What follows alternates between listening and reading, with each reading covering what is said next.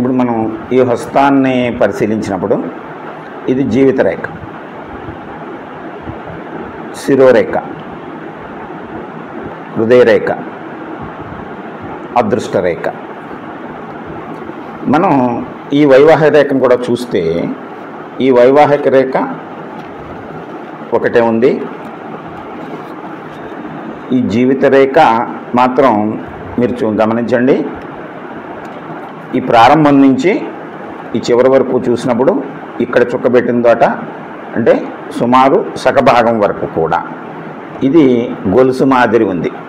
గొలుసు మాదిరి ఇక్కడి నుంచి ఈ చుక్కబెట్టిన దగ్గర నుంచి ఊర్ధ్వరేఖ ఉంది. ఊర్ధ్వరేఖ అంటే జీవితము ఇక్కడ వరకు గతుకుల రోడ్లో ఉన్నట్టు నడుస్తుంది, ఈ తదుపరి ప్రశాంతంగా నడుస్తుంది. అలాగే అదృష్ట రేఖను మనం గమనించినప్పుడు ఆల్మోస్ట్ ఆల్ ఇగో ఈ భాగం చూడండి, ఇక్కడి నుంచి ఇక్కడ వరకు అంటే ఈ శిరోరేఖ అంటే ఇక్కడికి 30, ఇక్కడికంటే 40, ఇక్కడికి 50, ఆల్మోస్ట్ ఆల్ 26, 27 దగ్గర నుంచి ఈ 40 వరకు ఉండేటువంటి ప్రాంతంలో ఈ అదృష్ట రేఖ స్పష్టత కోల్పోయింది. అంటే ఇలా విడిపోయినట్టు 2-3 రేఖల కింద విడిపోవటము, బలహీనపడటము ఈ పార్ట్. అలాగే ఈ శిరోరేఖ జీవిత రేఖని విడిచిపెట్టింది. ఈ జీవిత రేఖను విడిచిపెట్టి ఎప్పుడైతే ఉందో స్వతంత్ర భావాలు ఉంటాయి, కొన్ని సందర్భాల్లో ఘర్షణ వాతావరణం వస్తుంది. ఇదే నేచరు లైఫ్ పార్ట్నర్ చేతిలో కూడా ఉంటే ఇద్దరి మధ్య ఘర్షణ స్వభావం వస్తూ ఉంటుంది. ఇది చివరికి వచ్చినప్పుడు కుజస్థానానికి తిరిగింది. ఇది కుజ, ఇది చంద్ర. సాధారణంగా చంద్రస్థానం వైపు తిరిగి ఉంటే లేదా చంద్రస్థానానికి కుజస్థానానికి మధ్యలో ఉంటే వాళ్ళు కొంతసేపు ఆవేశంగా ఉన్నా కొంతసేపు ప్రశాంతంగా ఉండేటువంటిది. ఇక్కడికి వచ్చేసరికి ఇది చివరిలో కుజస్థానానికి తిరిగి ఉండటం వలన ఒక రకమైనటువంటి ఘర్షణ స్వభావాన్ని సృష్టిస్తూ ఉంటుంది మైండ్. ఇకపోతే హృదయ రేఖ ఇది. ఈ హృదయ రేఖని మీరు గమనిస్తే మధ్యలో ఐలాండ్ ఉంది. ఇక్కడ ఐలాండ్ చివర బాగానే ఉంది, చివర ఇలా ఫోర్క్ అయింది. అంటే వీరి యొక్క మనసు, కరుణ, ఆత్మీయత అన్నీ ఉంటాయి. కానీ ఈ మధ్యలో రిలేషన్ ఆస్పెక్ట్లో ఒక ఐలాండ్ ఎప్పుడైతే పడిందో, రిలేషన్ అనేటువంటిది భర్తకి భార్యకి మధ్యలో ఉండే రిలేషన్లో స్పర్ధ ఉంటుంది అన్నమాట. ఈ అన్నిటినీ మనం కలగలుపుగా చూస్తే అయితే హ్యాండ్ క్వాలిటీ అయితే బాగుంది. ఈ వైవాహిక రేఖ ఒకటే ఉంది అంచేది ఇబ్బంది ఏమీ లేదు. కానీ మధ్యలో ఈ ఘర్షణ స్వభావం మాత్రం అది కొనసాగుతూ ఉంటుంది. దాన్ని మనం ఎలాగ అధిగమించాలి అనేటువంటి దాంట్లో మనం పరిశీలిస్తే మనం ఈ చేతిని 2012లో చూసాం. అప్పుడే చెప్పాను నేను. 2012లో చూసినప్పుడు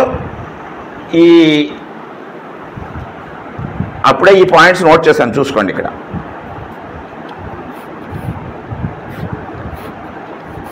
split line life, island and hot line. ఇది 2007లో 2011 నుంచి 10 నుంచి ఉంది. ఇక్కడ 10 నుంచి కూడా ఈ స్పర్ధ కొనసాగుతోంది.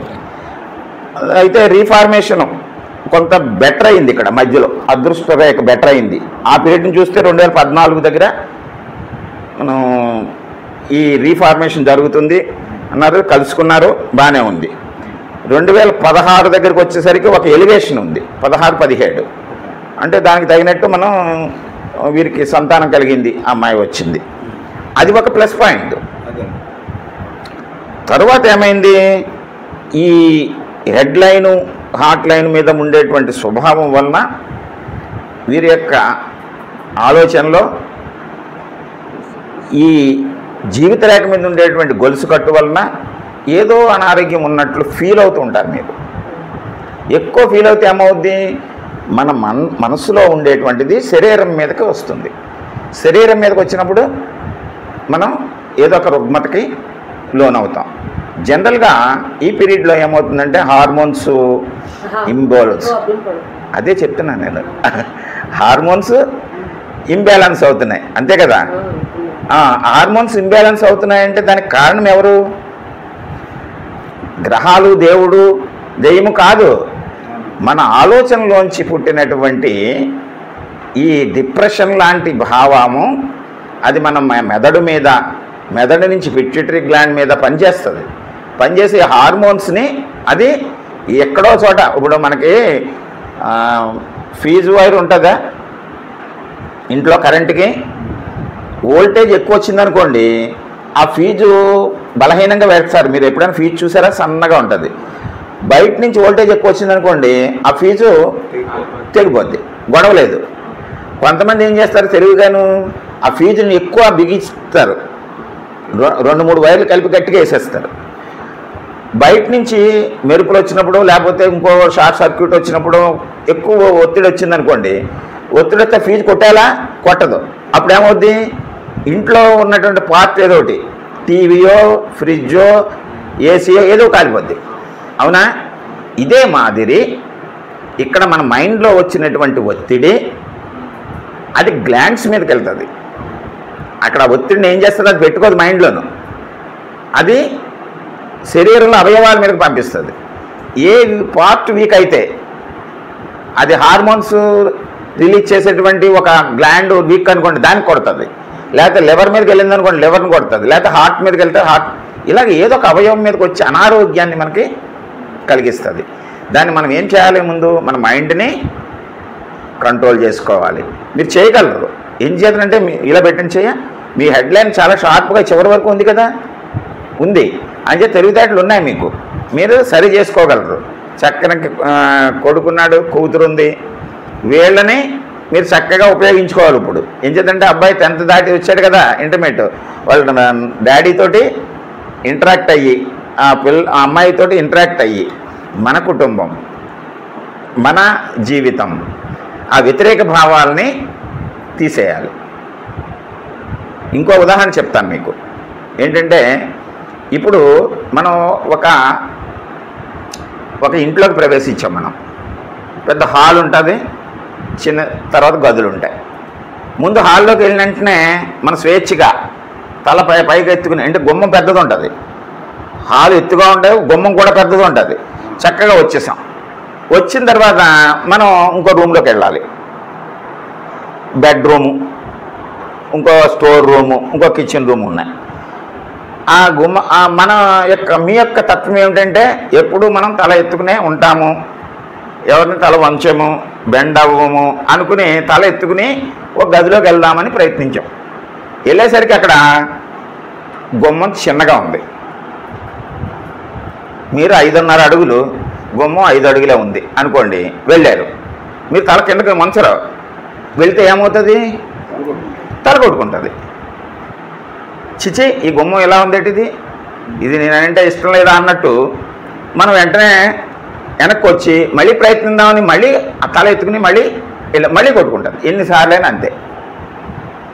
కానీ మనం తెలివితోటి ప్రవర్తిస్తే ఒక్కసారి మనం కొంచెం బెండ్ అయ్యి గది లోపలికి వెళ్ళామనుకోండి, లోపలికి వెళ్ళిన తర్వాత గది అంతా మామూలుగానే ఉంటుంది, గుమ్మం మాత్రమే పొట్టిగా ఉంది.